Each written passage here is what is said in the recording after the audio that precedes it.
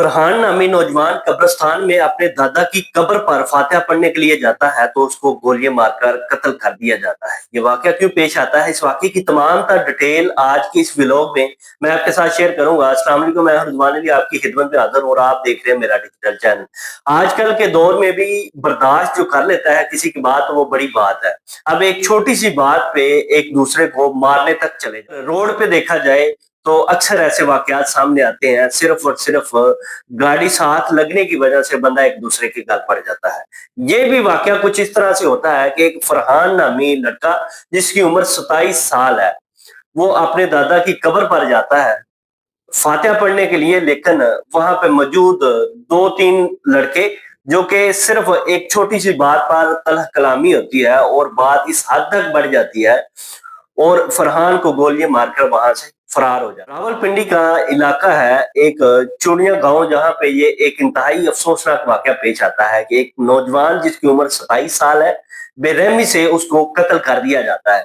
फरहान जो है वो अपने वालिदैन के साथ, अपनी वालदा, वालिद और दादा के साथ घर में रहता था और जो उसकी तीन बहनें थीं वो शादीशुदा। खान की शादी के लिए रिश्ता देखा जाता है और उस रिश्ते को फाइनल करने के बाद शादी की तैयारी की जाती है। जब शादी की बात चलती है तो घर वाले उसके कहते हैं कि सबसे पहले हम मंगनी कर लेते हैं, उसके बाद शादी करेंगे।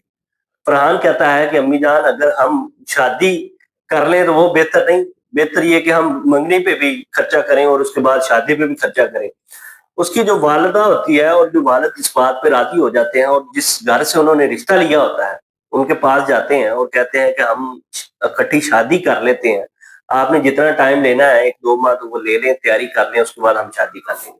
वो भी इस बात पे एग्री हो जाते हैं और फिर होता कुछ यूं है कि 23 मार्च वाले दिन उसके दादा की वफात हो जाती है। अब जब 23 मार्च वाले दिन वफात होती है तो जो खुशियां का घर था वो गम में तब्दील हो जाता है और जो फरहान था वो अपने दादा से बड़ी मोहब्बत करता होने के बाद चंद ही दिन बाकी थे, यानी कि 1 हफ्ता 2 हफ्ते बाकी थे शादी होने में, तो फरहान जो अपनी वालदा को कहता है कि अब हम शादी नहीं करेंगे, जब चालीसवां हो जाएगा उसके बाद हम शादी करेंगे या फिर कुछ देर और बाद शादी कर लेंगे।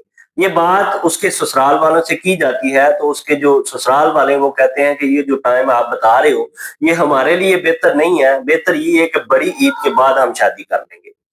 तो फरहान की वालदा कहती है ठीक है ऐसा कर लो, थोड़ा सा और टाइम मिल जाएगा, शादी कर लेंगे।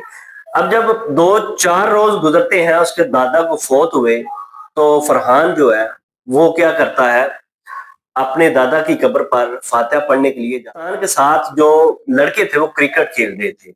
अब जो क्रिकेट खेल रहे थे वो बार बार गेंद कब्रिस्तान में आती थी और कब्रों के ऊपर से छलांग लगाते हुए जब वो लड़के उधर से गुजरते थे, फरहान ये सारा कुछ देख रहा था।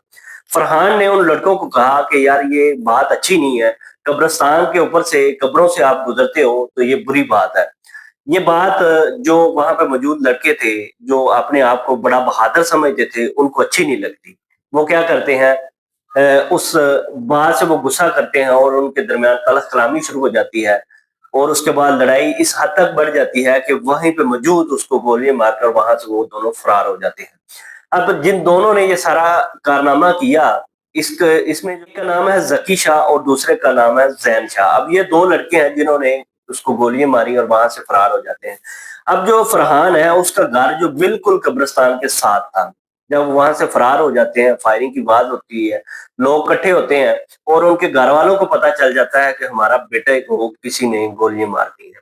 अब उसके बाद क्या होता है, 15 पे कॉल की जाती है, मुतलका थाने की जो पुलिस मौके पे पहुंचकर तहकीकात करती है और उस उठाकर हॉस्पिटल मुंतकिल किया। वालिद का ये कहना था कि मेरा जो बेटा है वो नाजायज मारा गया है। क्यों?